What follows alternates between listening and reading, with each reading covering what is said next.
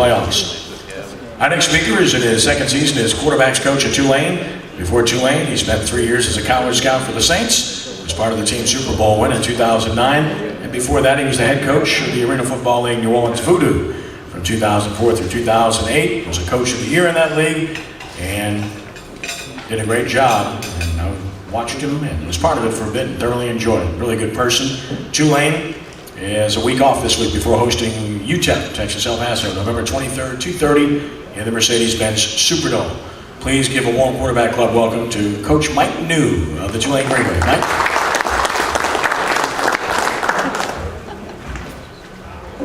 First, I appreciate Ken for inviting me. You know, some of you don't know this, but when I was the head coach of the VooDoo, I used to I had a weekly TV show, and Ken was the host. So for him to put up with me then and invite me to speak at this, certainly, I appreciate the invitation for that. It's good to see some familiar faces. I know Dr. Benny Jones was a chaplain for us with the VooDoo, and every time I see him, he asks me if I've had a chance to play golf. I think he just likes to make fun of me, because when we go on the golf course, when I've had an opportunity to hit balls with Benny, I watch Benny's ball go that way, and I kind of watch mine go that way and then that way. So it's good to see him again. It's great to be here. I've had a lot of good days, a lot of fun times in this city. Even though Saturday afternoon was a tough loss for us at Texas San Antonio, the future is bright at Tulane University, and that's because of our head coach, Curtis Johnson. What an outstanding job he's done from day one. For those of you that have had an opportunity to know CJ, he does not have a bad day. Every day he comes in, he's lifting weights, he's running, he's cracking jokes, he's on our guys from the second they get in the building in the morning till we leave after practice is over. His attitude is contagious, and he filters that down to the staff. Saturday afternoon, he could have come in that locker room when the game was over and said, guys, what's going on? How did we lose this game? But instead, he took a positive approach with our team. He took a positive approach with his coaching staff, and we got to get back to work. We're going to practice 2 days this week. We got a bye week before we finish with our final home game at home against UTEP, and then we go on the road to finish the regular season out against Rice. So we've had a season of highs and lows. We're at 6-4 right now. We got off to a good start. We were 4-2 at one point. We got our starting quarterback, Nick Montana, went out with an injury after the North Texas game, and I certainly, if any of you saw that game, I did not encourage him to try to run over a safety in the open field that was 5'8". We watch film. We talk all the time. You got to be smart when you play the position, get what you can, and then get down. So, it was in the heat of the moment. Nick tried to run the guy over, and it cost him a couple weeks. He missed 2 games. We had a young quarterback from Old Perry Walker named Devin Powell that stepped in, did a really nice job for 2 weeks. He led us to 2 big wins against, conference favorite, and year in, year out, they've been a good team in East Carolina. And then certainly we came back home against Tulsa the following week, and he did a nice job leading us to a win in that game. So we still got a lot of goals in front of ourselves. Last week was a setback because we certainly controlled our destiny. We wanted to be, put ourselves in a position to have a chance to win the conference championship. That can still happen with some help. We got to control what we can control as a football team. And then certainly if we get that opportunity to go to Rice and knock them off and win a conference championship, that's what we're hoping for. But in 2 years, I think CJ's done a fantastic job of getting this program where it's at. Our defense this year has been outstanding, week in, week out. Very opportunistic. We got a lot of young players. The 3 secondary players have done a great job of taking the ball away from guys, making plays on the ball, giving us a chance offensively, putting us in a position to score more points and to have a chance to win the game. So those guys have been outstanding. Special teams has been opportunistic. You think back a couple weeks ago when we had a blocked field goal, we scooped and scored.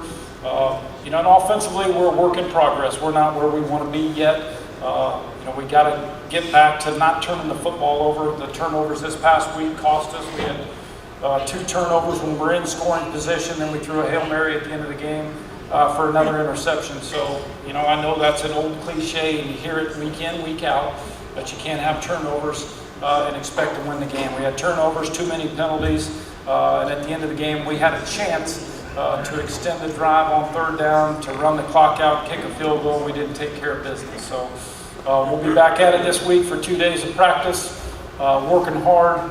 We'll give our players a few days off while we're out on the road recruiting. Then we'll get back to our game week preparation next Sunday and get ready for our final home game against UTEP. So if anybody has any questions, I'll certainly be happy to answer anything that you may have. I have a question. On the false starts penalties, I don't know what they were like. Age, is it because they've changed quarterbacks back and forth? Do you think that's a problem? No, after 10 games, I mean, you Right. don't expect to have that many false starts. Right, certainly that's feasible. I don't think it's because of the quarterback. We were going to a silent count. Believe it or not, in that dome's kind of compact, much like it is in Syracuse.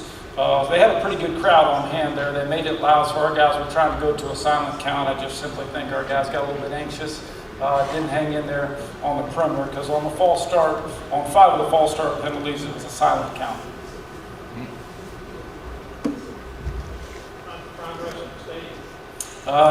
Every time I look out my window and you just see more construction going up, it's hard to believe that how fast they've done that. I was watching, and then I didn't realize they were going to build some of the structure off-site and then bring it in on trucks. So it's kind of impressive to see it go up, and from everything I know, it's still on schedule to open the season next year.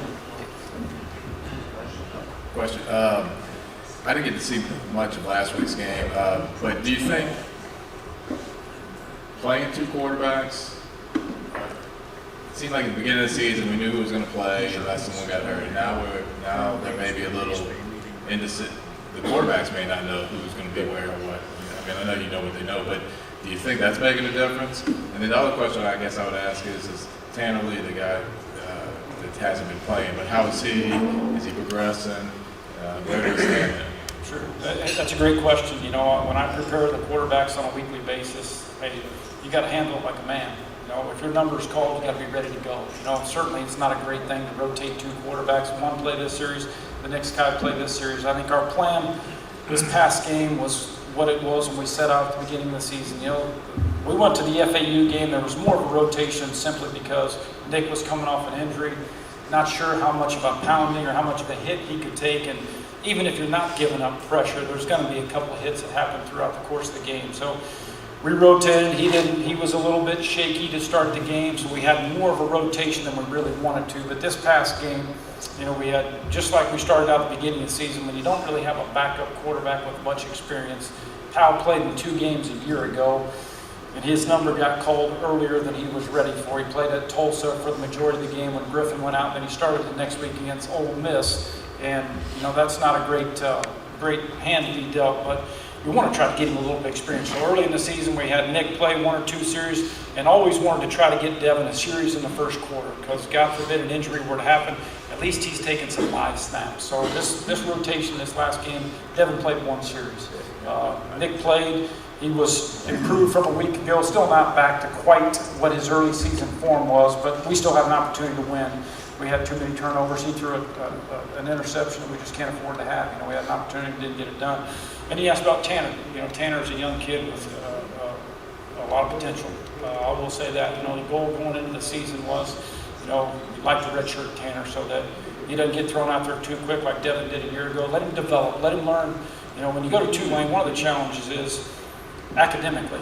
You send some of those guys to classes, they weren't like some of the classes I took back in the day.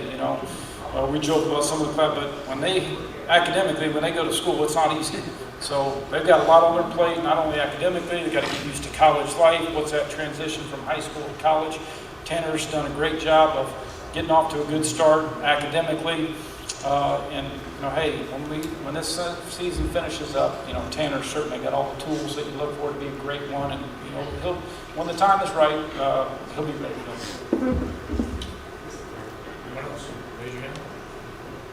Coach, about recruiting, in your past stops as a football coach, you hadn't had to do much recruiting. Is that something new to you? It's certainly new to me, but when you have a guy like CJ, that's one of the things he does best. Certainly, he's done a great job of the trickle-down effect to the staff, the kind of people that we want when you go out. You know, certainly it's still about communication. When you go into a high school, can you communicate with people? You know, can you get along? Can you get your message across, get your point across to a young player? And it's still about relationships and how you communicate with people. So I've enjoyed that. You know, we're so localized. We got so many commitments and so many kids from Louisiana. Every coach has a slice of Louisiana.